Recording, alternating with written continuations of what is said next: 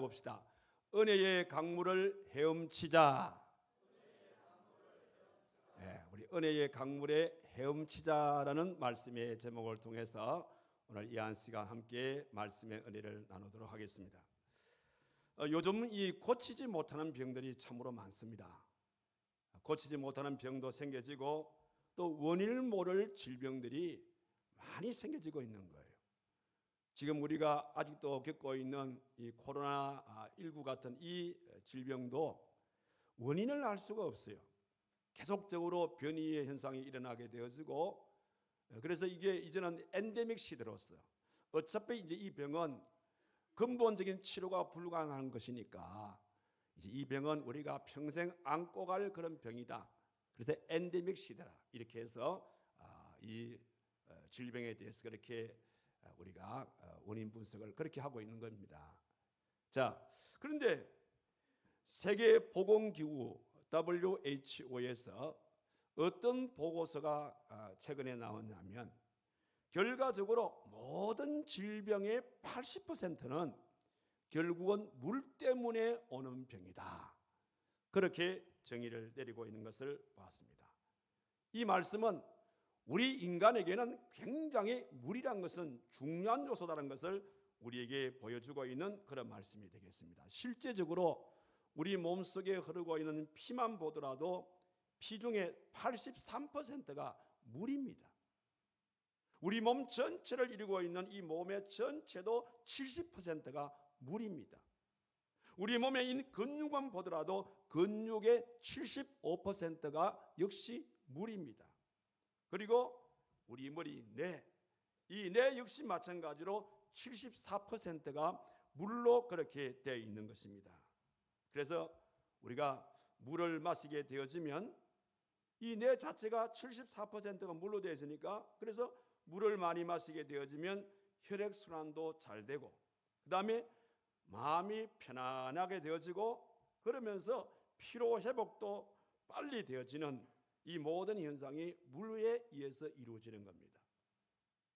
여기 뇌 세포에 수분이 많이 공급되게 되어지면 결과적으로 뇌가 아주 기능이 활발하게 움직여서 또한 우리가 긴장이라든지 고민도 쉽게 우리가 해결해 갈 수가 있다는 사실입니다.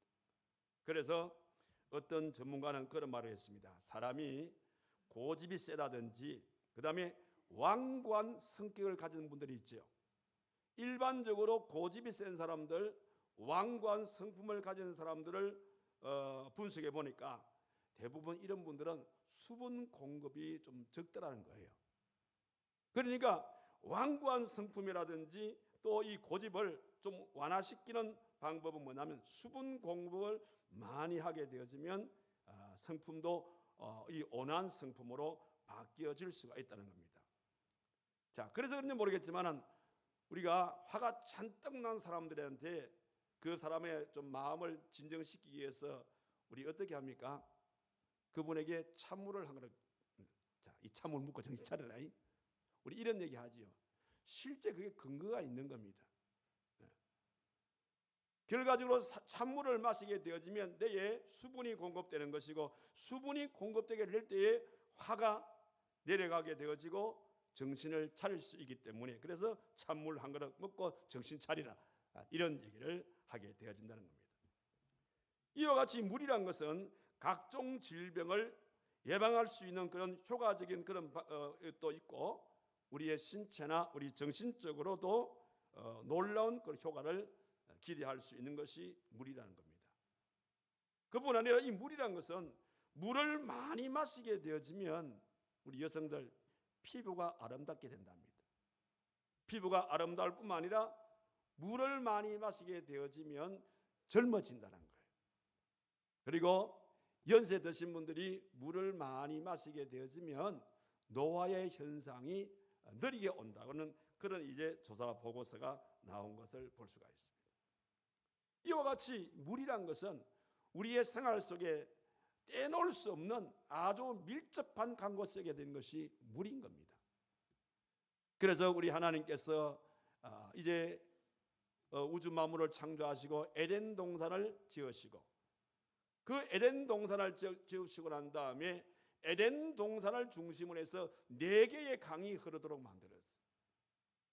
그 4개의 강이 어떤 강이냐? 창세기 2장 10절에서 14절의 말씀 보니까 그 첫 번째의 강은 비숑강이고, 두 번째는 기혼강이고, 세 번째의 강은 히데겔이고, 네 번째는 유브라데 강이다. 그렇게 했어요. 그리고 우리 인류의 이 문명의 역사를 보게 되어지면 다 강을 끼고 있습니다. 자, 예를 들면 나일강을 통해서 여국 문명이 발달했어요. 그런가 하면은 유브라데 강을 이 중심으로 해가지고 바벨론의 문명이 발달되어졌고, 그리고 인더스 강을 중심으로 해서 결국은 인도 문명이 발달되어졌고, 황하강을 중심으로 해서 중국의 문명이 발달된 것을 우리는 잘 알 수가 있습니다. 뿐만 아니라 이 물이란 것은 모든 동식물의 생명체와 직결된다는 것을 볼 수가 있습니다. 그래서 성경에 보게 되어지면 물을 영생하신 우리 하나님의, 우리 주님의 그 말씀을 비유로 그렇게 말씀하신 것을 우리가 읽을 수가 있어요. 그래서 요한복음 6장 35절 이하의 말씀 보니까 예수께서 이르시되 나는 생명의 떡이니라고 하시면서 나를 믿는 자는 영원히 목마르지 아니할 것이다, 그런 말씀을 하셨고, 또 요한복음 4장 10절 이하의 말씀 보니까 예수께서 이르시되 네가 나에게 물을 주게 되어지면 나는 너에게 영원히 목마르지 않는 생수를 내게 주리라, 이런 말씀을 하셨고, 또 요한복음 7장 38절 이하의 말씀을 보니까 나를 믿는 자는 성경의 이름과 같이 그 배에서 생수의 강이 흐르리라, 이렇게 계속적으로 물의 이 비유를 통해서 예수님을 말씀하고 계시는 것을 보게 되었습니다. 그러니까 물이 죽어가는 이런 동식물을 살리게 되어지고, 때로는 우리 인간을 살리듯이 하나님은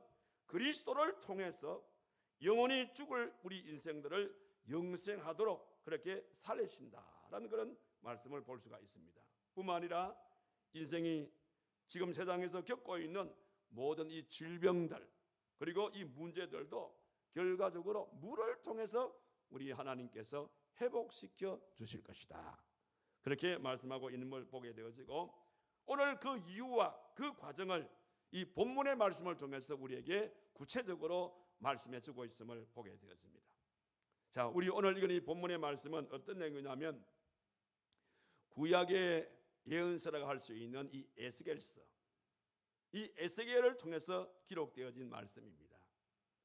우리가 이 에스겔서는 총 48장으로 기록이 되어 있는데, 이 48장을 다시금 나눠보게 되어지면 1장에서 32장까지 말씀을 읽어보게 되어지면 거기에 이스라엘 백성들이 그 바벨론의 느부갓네살 왕의 침공을 통해서 이 이스라엘이 완전히 초토화되어 버립니다. 그런 가운데 이 느부갓네살이 이 이스라엘의 이 젊은 이들을 약 1만 명 정도를 자기 나라로 포로로 이끌어가게 되었습니다. 그 중에 한 사람이 오늘 본문을 기록하고 있는 에스겔. 그 당시 에스겔의 나이가 몇 세냐면 25세였어요. 이 젊은 나이에 결국은 이 에스겔이 이방 나라로 포로로 잡혀가게 되어지는데, 그래서 그런 모든 과정들을 에스겔서 1장에서 32장까지 말씀을 쭉 기록하는데, 그럼 이스라엘이 무엇 때문에 이렇게 이방 바벨론에게 포로로 끌려가게 되어졌느냐? 그것은 우상 숭배했기 때문이다. 그래서 그런 부분을 쭉 언급을 하면서 이스라엘 백성들의 여러 가지 많은 이 어려운 고난들, 그런 가운데 2차 침공까지 받게 되어집니다. 그래서 이제 이스라엘 백성들이 바라볼 때에는 우리에게는 전 이제 아무런 희망이 없다, 희망이 없다라고 생각하게 되어질 때에 여기 33장에서 마지막 48장의 말씀을 보게 되어지면 하나님께서 어느 날 하나님의 사자를 이제 보내어서 에스겔을 어디로 데려가냐면 성전으로 데려가는 겁니다. 성전으로 데려가서 성전에서 물이 펑펑 쏟아오르는 그 장면을 그에게 보여주는 겁니다. 그러면서 이 에스겔에게 하는 말이 뭐냐면, 에스겔아, 너는 저 물을 한번 걸어가 봐라, 그렇게 환상 속의 얘기가 되어지는 겁니다.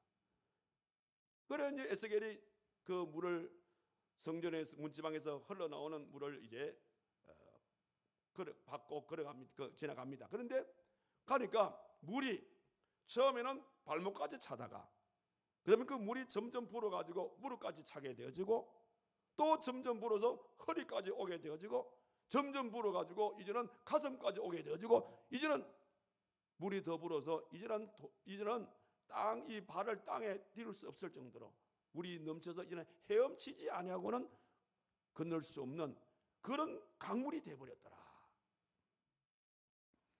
자, 이런 환상을 보여주면서 그리고 그 강물을 이룬 그 강물이 성전 한 바퀴 휙 돌더니 어디로 흘러가냐면 사해바다로 흘러가는 겁니다. 사해바다로 흘러가는데 사해바다에 그 강물이 이제 들어가니까 그 사해바다에 많은 고기들이 살아서 뛰게 되더라. 그리고 그 물이 다시금 사막을 돌아서 다시 오게 되는데 그 사막이 물이 지나가는 사막에 큰 숲을 이루게 되어지고 많은 열매를 맺게 될 것이다. 이런 환상을 하나님께서 이 에스겔에게 보여주게 되는 겁니다. 자, 그때 에스겔은 정말 암울한 그런 시대를 살고 있는 겁니다. 전혀 우리에게는 희망이 없다. 이제는 우리는 끝이다. 이런 절망적인 그런 마음을 갖게 되어질 때에 이런 환상을 통해서 하나님께서 에스겔에게 뭘 심어주냐면 아니다.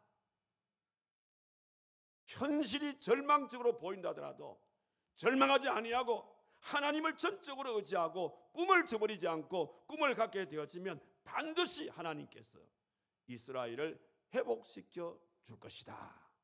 이런 사실을 이 에스겔을 통해서 그렇게 하나님께서 보여주게 된 겁니다. 자, 우리는 이런 배경 속에서 흐르는 말씀 속에 크게 두 가지의 신앙의 교훈을 얻을 수가 있어요. 그 첫 번째 교훈은 뭐냐면 교회는 항상 하나님의 은혜의 강이 넘쳐야 된다는 겁니다. 그 은혜의 강이 넘칠 뿐만 아니라 그 은혜의 강이 항상 이제 흘러 넘칠 수 있는 그런 교회가 되어야 된다는 것을 먼저 보여주는 것이고, 그 다음에 또 하나는 뭐냐면 성도의 신앙이라는 것은 반드시 넘쳐나는 그 은혜의 강에 헤엄칠 수 있는 그런 신앙을 가지라. 이런 의미의 말씀이 이 에스겔서 전반적인 전체 흐름 속에 나오고 있는 것을 보게 되었습니다.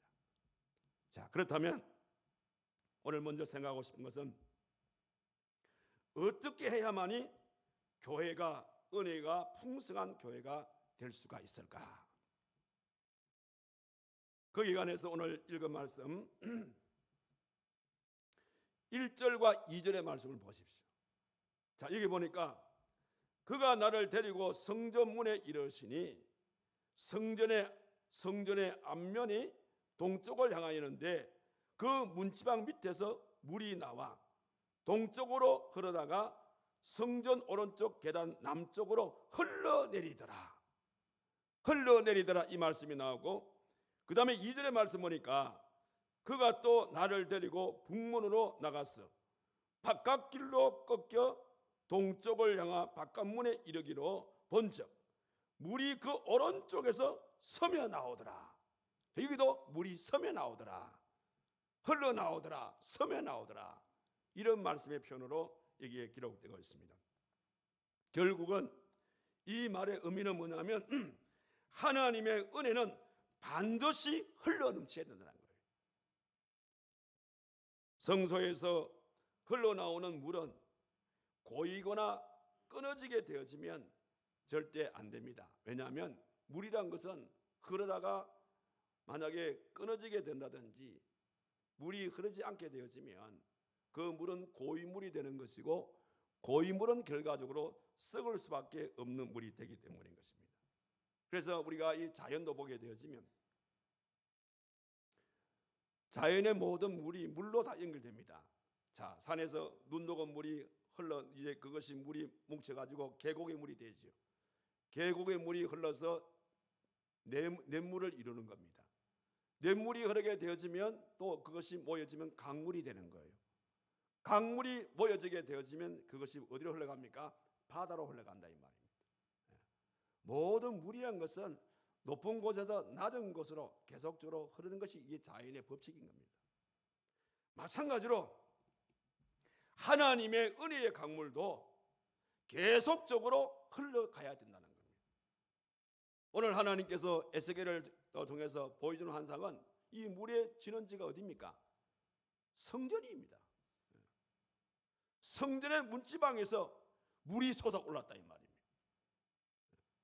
그 물이 솟아올라가지고 결과적으로 물이 성전을 채우게 되어지고 그 물이 흘러서 사막을 흘러가지고 사해바다에 들어가게 되어지고 또 사해바다를 지나서 다시 오게 되어질 때에 물줄기가 내려가는 곳마다 소생의 역사가 일어나게 되어지더라 이 말입니다. 그런 연고로 오늘 우리 활천 제1교회는 하나님의 은혜의 강수를 샘솟듯이 솟아오르게 하는 생명의 이 근원지가 되어야 될 줄로 믿습니다. 그런 연고로 오늘 이 예배에 참석하신 여러분들이 먼저 이 성전에서 흘러넘치는 은혜의 강수를 마음껏 마셔야 될 줄로 믿습니다. 여러분이 먼저 이 은혜의 강수를 마시시고 마심으로 여러분들이 만족하시고 거기 머무는 것이 아니라 은혜의 강수는 옹달샘처럼 계속해서 솟아나는 것이니까 계속해서 그 물을 여러분들이 나만 마시는 거로 끝나지 마시고 이 물을 마시지 못하고 있는 내 주변에 있는 많은 분들에게 그 물을 공급해 주시라 이 말입니다. 그래서 여러분이 닿는 곳마다 먼저는 여러분이 가정에 머물 때에 여러분의 가정의 가족들 가운데서 영적으로 목말라 하고 있는 우리의 가족이 있으면 그 가족들한테 내가 마신 이 하나님의 이 은혜의 강수를 우리 가족에게 나누어 주라 이 말이에요. 그리고 이 은혜의 강수를 마시지 못하고 인생의 갈증을 느끼고 있는 우리의 이웃이 있다면 그 이웃에게도 나눠주게 되어지고 직장 동료들에게나 여러분 친구들에게나 내 주변에 이 강수를 마시지 못하고 인생의 갈증을 느끼는 모든 이들에게 여러분이 만나는 곳곳마다 그 은혜의 강수를 나만 갖는 것이 아니라 여러분이 계속적으로 내가 받은 이 은혜의 강수를 그들에게 흘러내려 보내라 이 말입니다. 만약에 여러분들이 받은 은혜를 흘러보내지 않게 되어지면 그 물이 내 마음속에 고이게 되어지고 결국은 그 물이 썩게 되어지면 오히려 이것이 내 인생에 오히려 약이 아니라 독이 된다는 거예요. 자, 여러분들 보십시오. 과거에 이스라엘 백성들이 적과 꿀이 흐르는 가나안 땅으로 하나님의 특별한 은혜 가운데서 모세를 통하여 인도를 받게 되어질 때에 그들은 애굽 땅에서 나오게 되어질 때에 모든 게 하나님 은혜로 너무너무 고맙고 감사했습니다. 그들의 생활 속에는 그 은혜의 강수가 막 넘쳤습니다. 더욱이 홍해 바다가 육지처럼 갈라지는 그 모습을 바라보시면서 그 은혜가 더 넘쳤습니다.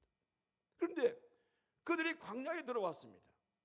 광야에 들어와서 이 약속의 땅을 향하여 가게 되어질 때에 순간순간 조그마한 어려움만 있어도 불평하고 원망했어요.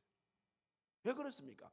은혜의 강수를 마음껏 먹은 사람들이 자기 눈으로 봤고 자기가 직접 경험했던 이런 은혜의 강수를 먹은 사람들이 왜 불평이 나오고 왜 원망이 나왔겠습니까? 바로 그것은 그 은혜의 강수를 흘려보내지 않았기 때문입니다. 만약에 그들이 계속적으로 받은 은혜의 강수를 흘려보내는 삶을 살았다면 아마 그렇게 긴 세월 동안 고생하지 않아도 모두가 다 가나안 땅에 들어갈 수 있을 줄 믿습니다. 그러나 은혜의 강수를 마신 자가 흘려보내지 아니한 그 결과가 결국은 그들의 입에서 불평을 낳았고 원망을 낳은 결과가 결국은 약속의 땅을 눈앞에 두고도 들어가지 못하는 그런 참사를 겪게 되었다는 것입니다. 오늘 이와 같은 내용들을 통해서 계속적으로 우리에게 강조하는 말씀은 은혜의 강수는 계속적으로 흘러가야 한다는 겁니다. 우리가 아프리카 지역을 가게 되었으면 이 아프리카 지역은 주로 열대 지방들이 많기 때문에 대부분의 이 기온들을 보면은 이스라엘도 마찬가지입니다만 보통 비가 올 때는 계속 비가 옵니다. 그리고 또 비가 안 올 때는 아예 비가 안 옵니다. 그리고 이스라엘 같은 나라는 6개월은 우기고 6개월은 건기입니다. 비가 많이 오니까 큰 강을 이루겠지요. 그런데 또 계속적으로 비가 오지 않으니까 강바닥이 까딱 마르게 되어지면 결국은 비가 많이 옴으로써 계곡이 생겨지게 되어지고, 이러한 것이 비가 안 옴으로써 강이 바짝 마르게 되어지면 어떤 모습이 됩니까? 흉측한 그런 골짜기만 남게 되어진다, 이 말입니다. 마찬가지로 우리 성도들과 우리 교회도 은혜의 강물이 계속적으로 흘러 넘치게 되어지면 우리로 하여금 수많은 사람들을 소생시키는 그런 역사가 일어나지만, 우리들의 생활 속에 이 은혜의 강수를 먹고 이 강수가 내 삶 속에서 흘러 넘치지 못하고 바짝 마르게 되어지면 우리들도 별 수 없이 흉측한 그런 모습을 드러낼 수밖에 없는 우리들의 모습인 것을 알 수가 있어요. 그래서 성도들은 옹달샘 신앙을 반드시 가져야 돼요. 한번 따라해 보세요. 옹달샘 신앙을 갖자. 아시겠지요? 옹달샘은 끊임없이 물이 솟아오릅니다. 여러분, 옹달샘이 솟아오를 때에 아이고 이 물이 아깝다, 이 나만 마시겠다 하고 여러분 옹달샘을 흘려버리지 아니하고 막아보십시오. 그러면 그 물은 썩습니다. 그러나 솟아오르는 이 옹달샘을 계속해서 흘러보내게 되어지면, 나만 마시는 것이 아니라 그 물을 흘러보내게 되어지면 그 옹달샘은 계속해서 솟아오르는 겁니다. 무슨 말씀인가 하면, 내가 하나님 앞에 큰 은혜를 받았다면 내가 받은 이 은혜를 나만 간직해야겠다, 이렇게 생각하게 되어지면 여러분들 결과적으로 그 은혜의 물이 썩어버리면 결국은 나한테 도움이 안 되는 거예요. 그러나 옹달샘 정신으로 내가 받은 이 은혜의 강수를, 이 은혜를 모르는 사람들에게 나누어 줘야지, 이 사람에게도 나누어 주고 저 사람에게 나누어 주고, 나누어 준다는 그런 생각을 가지고 나눠주게 되어지면 계속적으로 여러분의 마음속에는 새로운 은혜의 옹달샘이 솟아오를 줄 믿습니다. 이거 꼭 기억하시기 바랍니다. 물이 흐르지 아니하면 웅덩이가 됩니다. 웅덩이 물은 반드시 썩게 되어 있습니다. 피도 마찬가지입니다. 피가 흐르지 않게 되어지면 결국은 거기에 고름이 생기는 법이라 이 말입니다. 그래서 피가 제대로 흐르지 않게 되어지면 어떤 병이 옵니까? 심근경색이란 병, 뇌경색, 심근경색, 이거는 피가 제대로 흐르지 않아서 오는 큰 병이거든요. 마찬가지로 우리의 마음의 죄나 좌절감이나 미운 마음이나 이 교만이 말씀의 흐름을 막아버리게 되어지면 우리에게 어떤 영적인 병이 옵니까? 영적인 심근경색이 오는 거예요. 그런 사람들에게는 영적인 뇌경색이 올 수밖에 없다는 사실인 겁니다. 그래서 우리의 심령 속에 이런 것들을 다 빼버려야 됩니다. 이런 것들을 빼버리게 되어지면 결국은 내 속에는 하나님의 사랑이 흘러가게 되어지고 은혜가 흘러가게 되어진다는 사실입니다. 그러면 나도 살고 너도 살리는 거예요. 여러분, 추운 겨울날 여러분 가정에 보일러가 고장이 나면 어떻습니까? 밤새도록 우리는 벌벌 떨 수밖에 없어요. 그런데 이제 아침에 보일러 수리공이 와가지고 보일러 이 막힌 부분을 뚫어주게 되어지면, 보일러가 작동이 되어지면 어떻습니까? 나만 따뜻한 것이 아니라 모두가 다 따뜻하다 이 말입니다. 이건 영적으로도 마찬가지입니다. 여러분들 절대적으로 하나님과 여러분 사이에 막힌 담이 있으면 안 돼요. 교역자와 여러분 성도 간에도 막힌 담이 있어서는 안 됩니다. 막혀버리게 되어지면 결과적으로 보일러가 막혀서 추운 밤을 우리가 떨며 보내는 것과 같은 그런 원리인 것입니다. 그래서 이런 모든 것을 우리가 다 튀게 되어지면 결국은 은혜의 강수가 흘러 넘쳐서 결국은 우리의 삶이 풍성한 삶이 되어진다는 사실입니다. 그래서 우리가 오늘 예배드리는 이 활천 제일교회는 바로 은혜의 강수가 솟아오르는 곳입니다. 먼저 이 은혜의 강수를 여러분들이 마음껏 마시시고, 그리고 여러분만 만족할 것이 아니라 내 주변에 은혜의 강수를 사모하는 분들이 계시면 내가 받는 은혜의 강수를 그분들에게 계속적으로 흘러보내게 되어지는 이런 삶을 살게 되어질 때에 나도 살고 너도 살리게 되어지는 이런 축복의 역사가 나타날 줄로 믿습니다. 오늘 이런 맥락에서 오늘 하나님께서 에스겔에게 이런 환상을 보여준 겁니다. 그러면서 오늘 여기 보니까 이 은혜의 강수가 넘치게 되어질 때에 그 넘치는 과정을 얘기하는 겁니다. 금방 은혜의 강수가 넘치지 않습니다. 그러면서 여기에 무엇을 우리에게 보여주기 원하냐면 너의 신앙의 현주소가 어디냐 이 말입니다. 분명한 사실은 은혜의 강수에 헤엄을 치는 자에게 놀라운 기적이 일어나게 되어지는데 지금 너의 신앙의 현주소는 어디까지 와 있느냐, 이 부분을 진단해 보라는 말씀이 오늘 본문에 나오는 이 말씀이 되겠습니다. 그러면서 우리의 개인의 신앙을 진단하게 되어질 때에 5가지 믿음의 단계를 여기서 제시해 주고 있습니다. 오늘 여러분들이 우리의 목표는 은혜의 강수에 헤엄치는 것이 우리의 목적이고 목표인데, 그러면 은혜의 강수에 우리가 헤엄을 치려고 하면 내가 마음을 갖는다고 되는 것이 아니라 분명히 이거는 이 단계를 거치게 되어질 때에 되어지는 사항들이니까 지금 나의 신앙은 어느 단계에 머물러 있는 걸 한번 진단해 보자 이 말입니다. 자, 오늘 본문의 말씀 보니까 제일 먼저 믿음의 1단계는 어떤 단계냐? 여기 3절의 말씀 보니까 그 사람이 손에 줄을 잡고 동쪽으로 나아가며 천척을 청량한 후에 내게 그 물을 건너게 하시니 물이 어디까지 왔다 그랬습니까? 발목에 오르더니. 그러니까 우리가 이 신앙을 점검할 때에 모든 신앙의 믿음의 1단계는 무슨 신앙이겠어요? 발목 신앙이라 해요. 발목 신앙. 발목 신앙. 자, 이 발목 신앙인데 이 발목 신앙은 다른 말로 말하면 신앙의 초보의 단계에 이르는 그런 신앙이라 이렇게 말씀드릴 수가 있어요. 자, 무엇을 통해서 알 수가 있냐면, 자, 여기 보니까 일천척을 청량했다 그러지 않습니까? 그럼 여러분들 이 일천척이라는 것이 도대체 어느 정도 길이가 될 것 같아요? 자, 이거는 큰 중요한 건 아닌데 참고로 하시기 바랍니다. 일반적으로 우리가 길이를 잴 때에 이제 이 한 척, 두 척 하는데 한 척은 우리는 센치로 잘 알고 있지 않습니까? 한 척은 몇 센치냐면 30.3cm가 한 척입니다. 그러면 1천척이라 그랬으니까 1천척은 그러면 몇 메다가 된다는 겁니까? 303m지요. 약 303m 정도 되어지는 그런 거리라 생각하시면 됩니다. 거리를 볼 때에.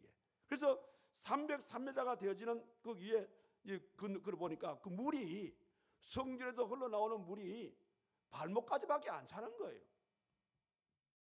자, 여기 발목의 신앙에서는 뭘 말하냐면, 자, 내가 예수님을 믿고 싶은 마음을 가지고 나왔지만은 아무것도 모르고 그냥 교회에 왔다 갔다 하는 그런 상태를 일컬어서 하는 것이고, 그 다음에 아직도 체험도 없고 간격도 없고 그냥 주일이 되면은 습관적으로 교회에 예배를 드리고 돌아가는, 쉽게 말하면 이런 출석 교인들, 아무 간격도 없고 또 아무 이런 체험도 없이 그냥 주일이니까 교회 왔다가 그래서 예배 마치고 그냥 돌아가는 거예요.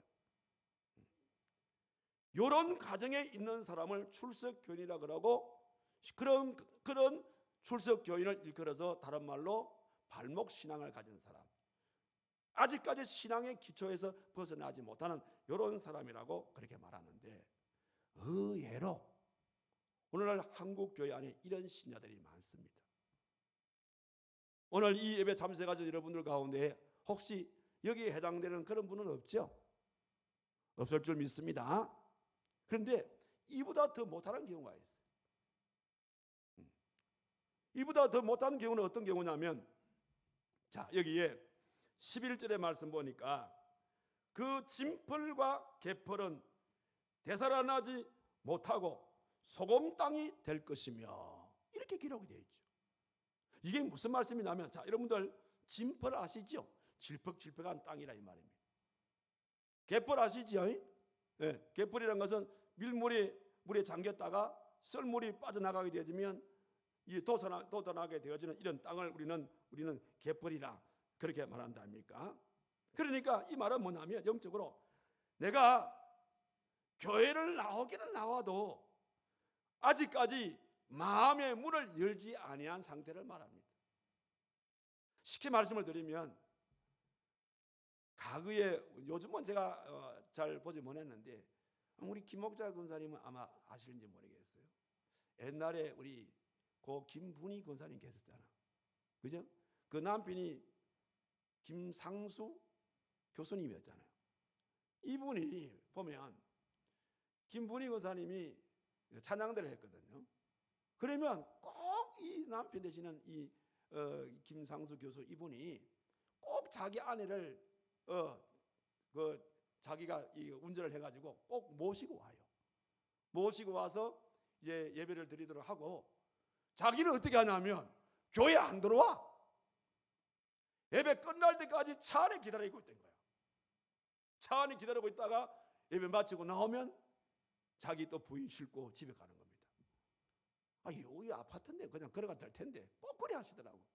이럴 테면 그런 분을 일컬어서 바로 발목 신앙보다도 못한 사람이라.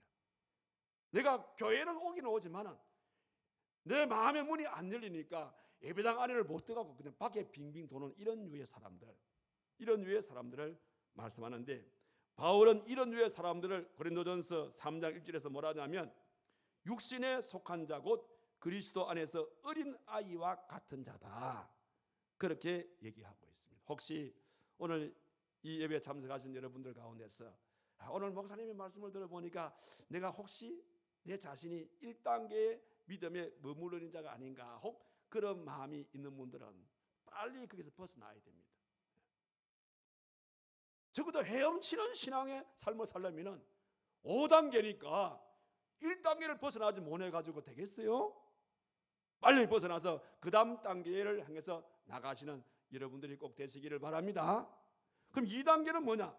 믿음의 2단계에는 어떤 것이냐면 4절의 말씀 보십시오. 여기 보니까 다시 천척을 청량하고 내게 물을 건너게 하시니 물이 어디까지 왔습니까? 무릎에 오르고 있죠. 무릎에 오르고 발목에서 또 1천척, 그러니까 303m를 또 가서 또 물을 재보니까 이제는 무릎에서 발목에서 무릎까지 물이 찼더라, 이 얘기거든요. 그래서 2단계의 신앙을 일컬어서 무릎 신앙이라 이렇게 말씀을 드릴 수가 있습니다. 그런데 이 무릎 신앙이란 것은, 무릎이란 것은 성도들에게 뭘 말하냐면 신앙의 결단을 말하는 거예요. 우리가 어떤 신앙의 결단을 할 때 우리가 주님 앞에 기도하기 위해서 무릎을 꿇지 않습니까? 이런 단계를 말하는 겁니다. 다시 말씀을 드리면 내가 지금까지 아무것도 모르고 그냥 교회에 왔다 갔다 했다 그 말이에요. 그런데 어느 날 갑자기 교회를 위해서 나도 일을 해야겠다. 그러면서 바지를 거저 올리고 그 다음에 팔을 거저 올리면서 나도 이 일에 동참하고 싶습니다 하면서 교회 일에 동참하게 되어지는 그런 과정에 있는 분들을 우리는 무릎 신앙의 소유자다, 그렇게 말씀을 하는 겁니다. 오늘 우리 김영호 장로님께서, 제가 지난주에 우리나라 중앙정부가 지금 이 시대가 이제는 노인의 시대가 왔어요. 노인의 시대가 오더라도 얼마나 긴박하게 왔냐면 내년도 우리나라의 65세 인구가 통계청 조사해 보니까 1000만이 되는 해입니다. 2049년이 되어지면 우리나라 전체 인구의 1900만의 인구가 노인의 인구입니다. 1900만이라는 것은 뭐냐면 우리나라 전체 인구의 39.8%에 해당된다는 겁니다. 그러니까 지금 이제 우리나라도 늦어요. 이런 기하급수적으로 늘어나고 있는 노인의 인구를 관리를 하려고 그러면 이런 노인들을 위한 특별청을 만들지 않으면 이제 우리나라가 잘못하면 국가 부도날 판국이 된단 말입니다. 그래서 중앙정부에서 여야를 막론해서 이 부분을 수년 전부터 이 부분에 대해서 서로 임한을 맞대고 의논해 왔는데 결과적으로 방향을 모르는 거예요. 그러는 가운데 이미 이제 이 여야가 합의를 해서 이게 법제화 시키기 위해서 이미 행안부를 통해서 이게 상정이 되어 있어요. 국회에 상정이 되어 있습니다. 그런데 이제 이걸 통과를 하려고 하면 하나의 넘을 게 하나 있는 거예요. 그 넘을 게 뭐냐면 이 노인청이니까, 여러분 제가 일본을 가봤고 미국도 가봤지만은 미국이나 일본의 특징은 뭐냐면 가정에 있는 우리 어르신들이 몸이 불편하면은 돌볼 사람이 없으니까 막바로 이 요양원에 보낸다든지 요양병원에 보냅니다. 요양원에 보내고 요양병원에 보내게 되어지면 그 모든 비용을 국가가 책임을 지는 거예요. 일본 같은 경우는 한 사람이 요양원에 가게 되어지면 한 달에 우리나라 돈으로 500만 원씩 국가가 지원해 줘야 되는 거예요. 감당이 안 되는 거야. 그래서 일본 같은 경우는 트라워 하우스라는 그런 이제 이상한 그런 이건 병원도 아니고 요양원도 아닌 그런 걸 만들어 놨더라고. 그건 뭐냐면 요양원에 들어갈 노인들을 트라워 하우스라는 곳에 와가지고 건강을 회복시켜가지고 그리고 다시 가정으로 돌려보내서 최대한 늦게 요양원으로 가도록 만드는 전략인 거예요. 미국은 뭐냐면 스포츠 센터를 만들어 놨는 거예요. 거기서 이제 노인들을 건강 관리를 해주면서 최대한 늦게 요양원으로 갈 수 있도록 이렇게 만들게 되어지면 국가로 볼 때는 큰 재정적인 이런 손실을 막을 수가 있는 거예요. 우리나라는 그런 때가 온 겁니다. 그런데 그러한 어떤 교육의 이 방법이 생각이 안 나는 거예요. 노인들을 최대한 이 늦게 병원에 보내서 그래서 국가의 재정도 좀 이렇게 전략시키는 이런 방법. 그 방법을 찾는 가운데에 저를 알아본 겁니다. 그래서 이걸 노인청을 만들 때에 이런 교육을 하고 있는 분을 만날 텐데, 그래서 제가 지난주에 여기 사무총장을 만났어요. 그래서 이제 제가 만나기 전에 우리 노인대학 프로그램이라든지 우리 샬롬 인터뷰 우리 영상물 그걸 먼저 보여주었어요. 그분들 보내주고 저를 만나려 그러면 이 부분을 먼저 공부하고 오십시오. 보고 오십시오. 공부 자기가 보고 왔다는 거예요. 그러면서 무릎을 딱 치면서 이거다 이거예요. 우리가 찾고 있는 게 이겁니다. 나는 이게 25년 전부터 내가 일을 해왔다니까. 목사님이 우리나라의 노인 복지에 25년을 앞서가는 겁니다. 이겁니다. 그래서 이걸 더 구체적화해서 이제 포럼도 하고 세미나도 하고 그래가지고 노인청이 만들어지게 되어지면 이거는 제가 그냥 입으로 할 말이 아니라 이 사실을 가장 잘 알고 있는 초대 노인청 청장은 목사님이 하셔야 됩니다. 목사님이 하셔야만이 노인청이 살아나는 겁니다. 이런 얘기를 자기가 하더라고. 그렇게 되어지면 우리 노인대학이 이제 진짜 25년의 지금까지 노력에 이제는 결실을 맺었다고 오게 되는 것입니다. 만약에 이게 노인청이 되어지면 노인청에 1년에 쏟는 예산이 15조 원입니다. 엄청난 거예요 이게. 그럼 모든 노인들의 이런 부분들을 노인청이 관장하게 되어지는 이런 세대가 곧 오게 되어 있습니다. 신앙의 2단계에 들어가 보게 되어지면 그런 게 눈에 들어온다 이 말입니다. 교회가 지금까지는 교회하는 일에 나는 내몰라 했지만은 내가 신앙의 2단계 내 은혜의 강수가 내 무릎에 잠기니까 이제는 눈이 교회를 향해서 열리게 된다 이 말이야. 이런 것이 보이더라 이 말입니다. 그래서 이런 것이 안 보이는 발목 신앙일 때는 뭐 입만 열면은 뭐 교회 불평하고 원망하고 뭐 교회가 뭐 이래 하나 이래 살아왔는데 2단계에 들어가서 교회 일에 눈이 떠다 보니까 그게 아닌 거야.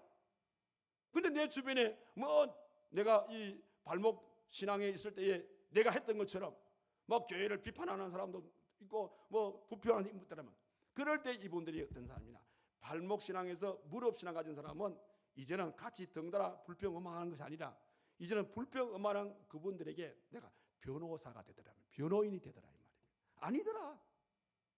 나도 그래 생각했는데 그런데 막상 내가 좀 더 교회에 더 깊이 들어가 보니까 그게 아니더라. 정말 우리 교회는 하나님께서 우리에게 명하신 일을 하고 있는 것이구나. 이걸 내가 알게 되었다. 이렇게 변호를 하게 되더라 이 말입니다. 그러면서 지금까지 어떤 일이 일어날 때는 전부 다 내가 하다 그랬어. 내 일이니까 내가 이 문제를 풀으려고 애를 쓰고 그래 했는데 이제 이런 단계에 들어가다 보니까 내가 아무리 용어를 써도 그 문제가 해결됩니까? 친구를 찾아가고 또 선배를 찾아가서 도움을 요청해 봤지만 별 수가 없어요. 그럴 때에 여기 2단계의 믿음을 가진 자가 내가 안 해본 방법이 하나 있어요. 그게 뭡니까? 하나님 앞에 엎드려서 기도해 본 거 없어요. 그래서 2단계에 들어가는 사람은 결과적으로 하나님 앞에 무릎을 꿇게 되더라 이 말이에요. 그런데 무릎을 꿇고 하나님 앞에 기도하니까 내 경험과 내 모든 걸 동원해서 친구의 도움을 요청하고 선배의 도움을 요청해서도 안 되었던 그 문제가 한 방에 해결되더라 이 말이에요. 그걸 느끼는 그 단계가 2단계예요.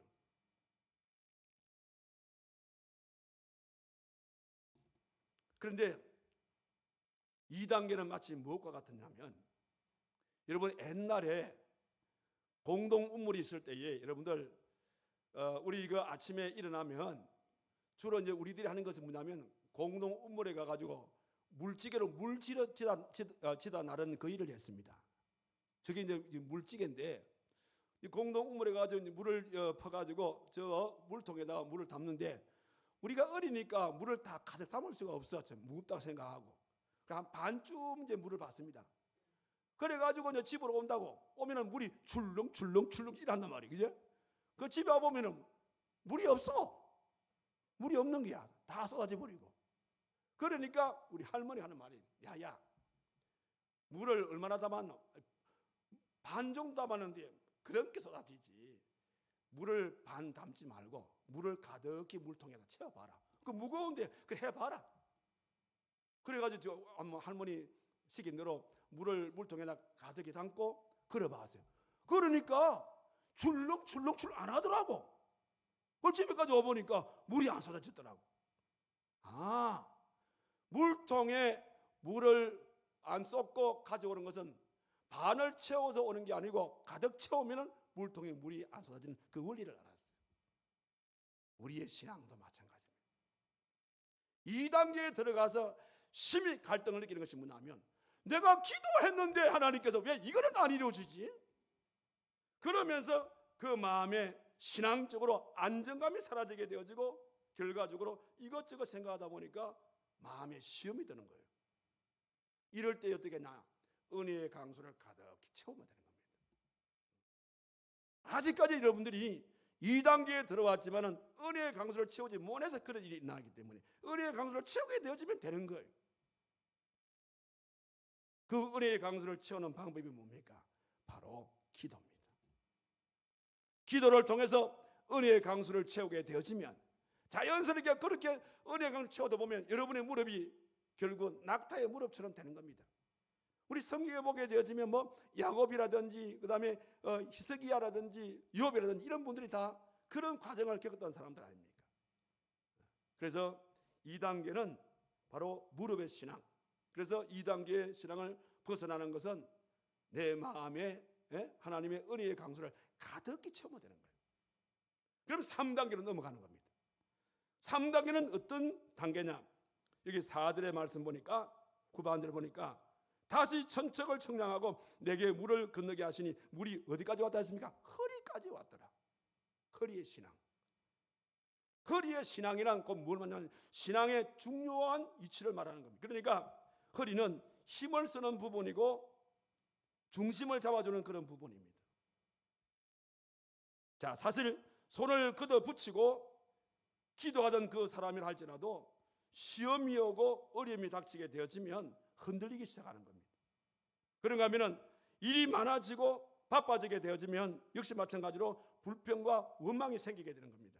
그리고 이런저런 의심을 하게 되면서 결국 그것 때문에 신앙을 버릴 수도 있다는 것입니다. 이럴 때에 믿음의 물을 허리까지 채우면 된다는 거예요. 왜냐하면 믿음의 물을 허리까지 채우게 되어지면 허리는 중심 부분이기 때문에 흔들리지 않습니다.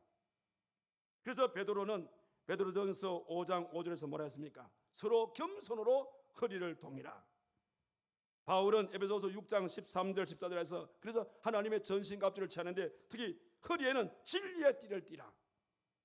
허리를 강하게 하라 이 말입니다. 허리를 강하게 할 수 있는 방법이 뭡니까? 이사야서 40장 31절에 말씀 보니까 오직 여호와를 앙망하는 자는 새 힘을 주신다 그랬어요. 여호와를 앙망하라 이 말입니다.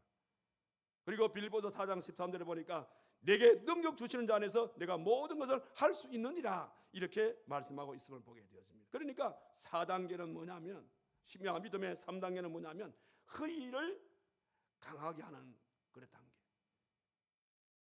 신앙의 중심을 잡는 단계. 그래서 3단계에 들어간 사람은 누가 뭐라 하더라도 너희는 너희대로 그냥 막 씹으리라.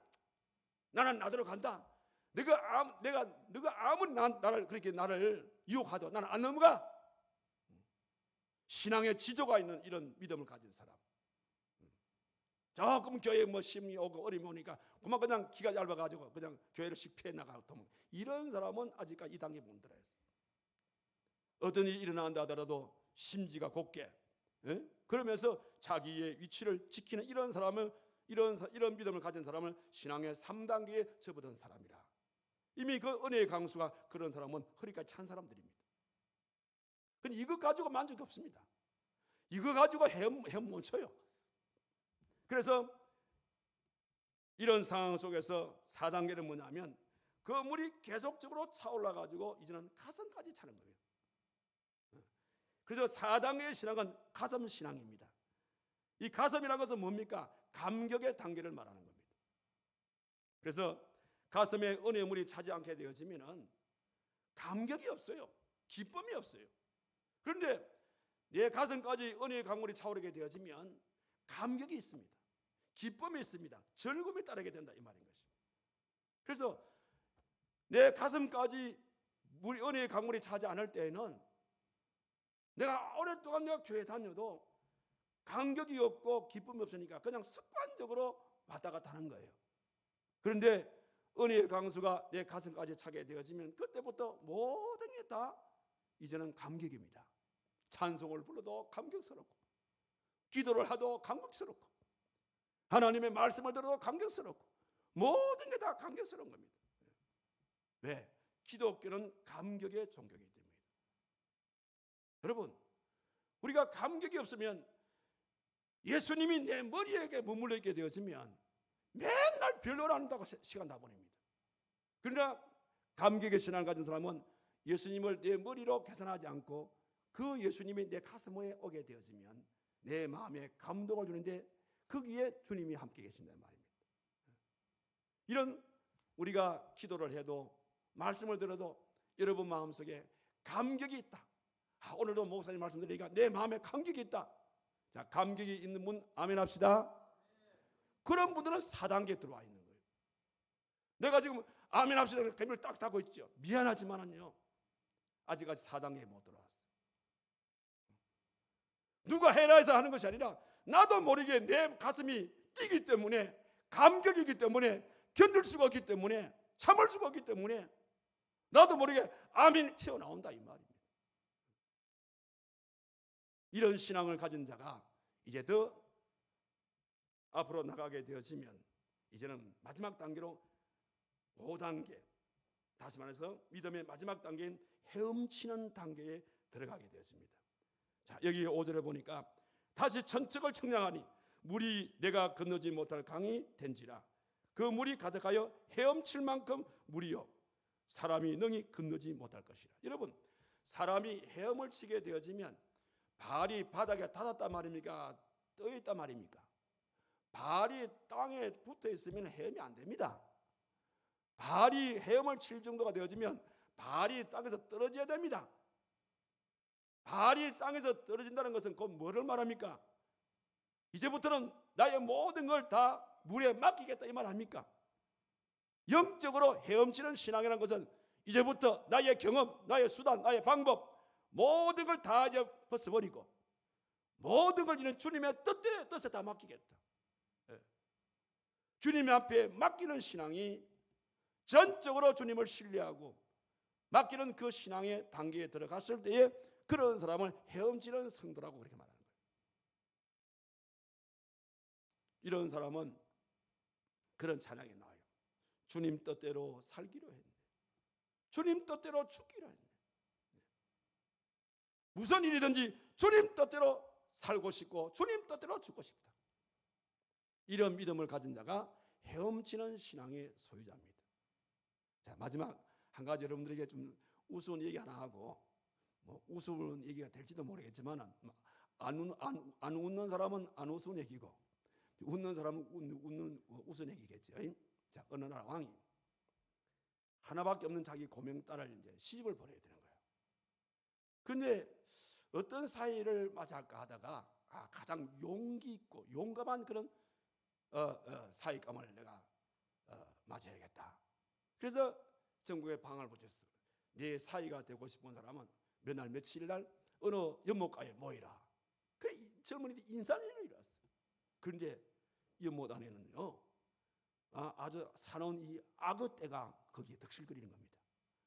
그 임금님이 하는 말이, 자, 누구든지 내 사이가 되기 원한다면 저 연못을 헤엄쳐 건너오는 자에게 내 사이로 내가 인정하겠다 이러는 거예요. 그런데 이 사람들이 사이는 되고 싶은데 이거 사이 되긴 죽을 것 같아.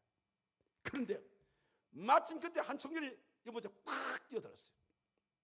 그래서 막 그냥 헤엄을 쳐가지고 다행스럽게 악어밥이 안 되고 살아나왔어.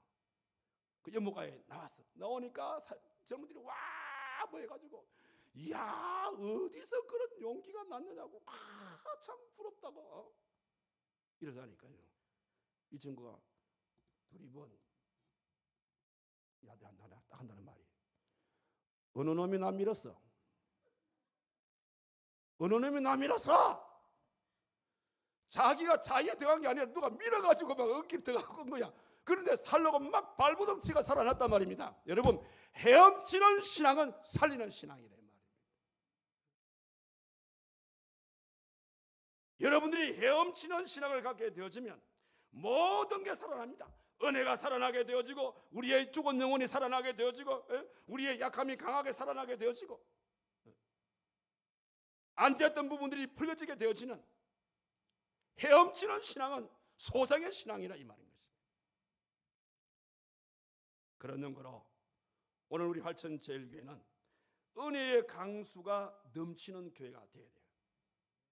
절대적으로 여러분들이 은혜의 강수가 넘치는 개인과 교회가 되어질 때에 이런 역사가 일어나는 것이지, 은혜의 강수가 넘치지 아니하고 오히려 허우적거리는 삶을 살게 되어지면 서로 간에 민폐를 주는 격이 되어집니다.